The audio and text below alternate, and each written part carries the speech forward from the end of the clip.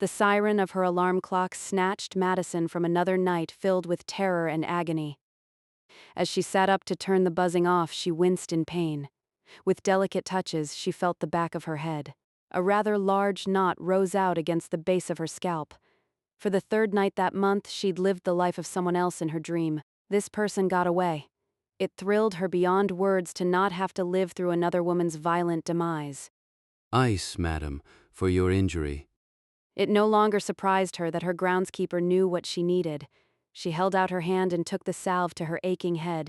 She didn't hear Andrew come into the room, but that hardly shocked her. He walked softer than the dead and understood more than the living. He accepted the physical repercussions of her dreams when he found her battered and bruised upon waking. Andrew became the first person in her adult life to stay by her side without wanting to commit her to the nearest mental hospital. He arrived at her doorstep one day and, to her utmost fortune, never left. She hadn't a clue what he did in his spare time, or whether he had a last name. He only spoke to her in an unnecessary subservient tone, and took care of her like a guardian sent from the heavens. He struck again. She informed him. Shall I alert the authorities of where to find the body? She escaped.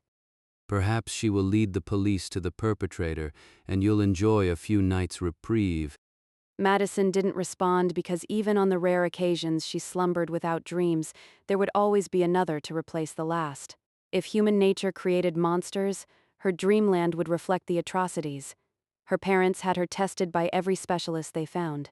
No one had ever figured out why her dreams manifested into physical violence. Most concluded Madison projected the injuries to herself while she slept.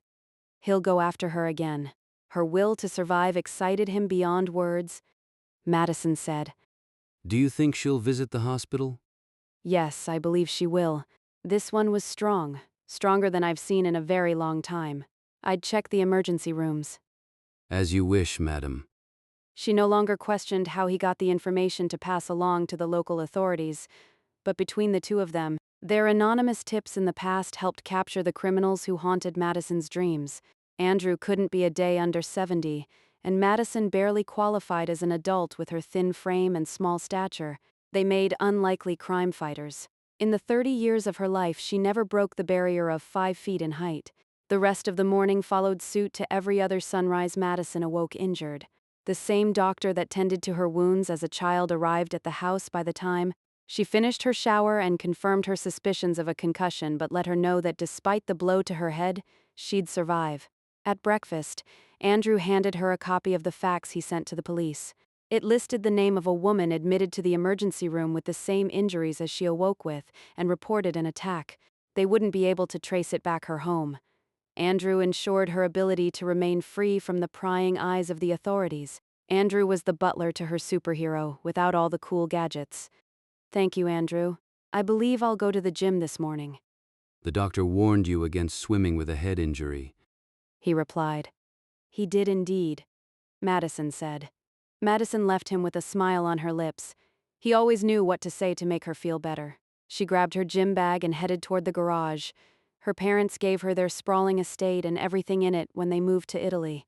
She would always be their biggest disappointment, unable to be the socialite they desperately wanted to raise her to be. They loved her in their own way and left her alone with more money in the bank than she could spend in 3 lifetimes. She vaguely remembered the doctor's order not to operate heavy machinery as she climbed into her car. Sports cars had to be small enough not to qualify. Endless laps waited to clear her mind.